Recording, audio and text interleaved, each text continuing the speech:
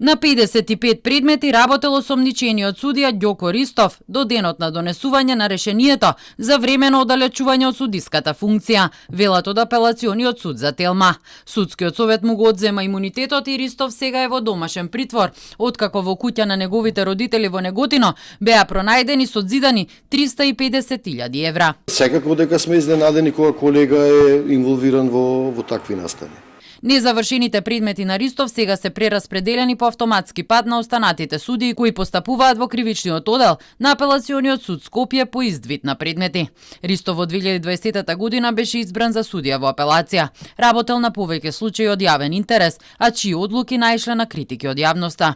Судскиот совет го казнил Ристов со кратење на 15% на неговата плата, бидејќи не се иземал од постапување во Титаник 3 кога стигнал на адресата на апелација, иако за случајот одлучувал додека судел во кривичниот суд. Камбовски не можеше во моментот да каже колку представки имало за Ристов, но од негови колеги немало.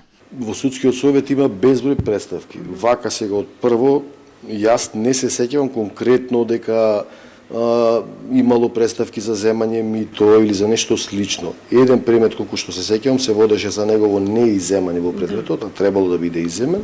Последната одлука од интерес на јавноста беше од март лани, кога како дел од Советот ја прифати понудената гаранција во имото до околу 600.000 евра за да се пушти од притвор обвинетиот Валмир Етеми, иако беше во бегство и се обидел да замине за Швајцарија. Етеми се гонеше дека бил организатор на 23 члена криминална група која се занимавала со трговија со дрога и оружје.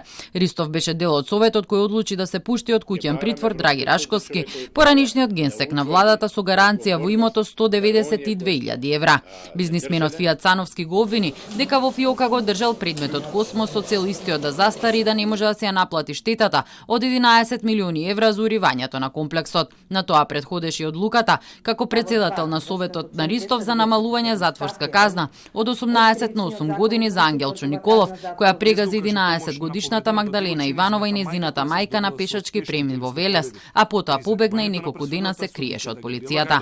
Најголема критика од јавноста имаше за одлучувањето за случаите против поранишниот шеф на УБК Сашо Мијалков.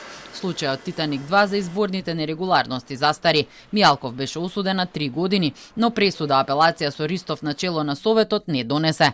Ристов беше дел од Советот заедно со Енвер Беџети, разрешениот судија кој сега се наоѓа и на црната листа на САД, кој го пуштија Мијалков да се брани од слобода, иако претходно не беше достапен органите за прогон. Овие двајца судии заедно со уште тројца нивни колеги донесоа и одлука за поништување на пресудата за предметот Аргент тврдина во кој Мијалков беше обвинет. Ристов сега е осомничен за противправно стекнување и прикривање на имот, како и перење на пари.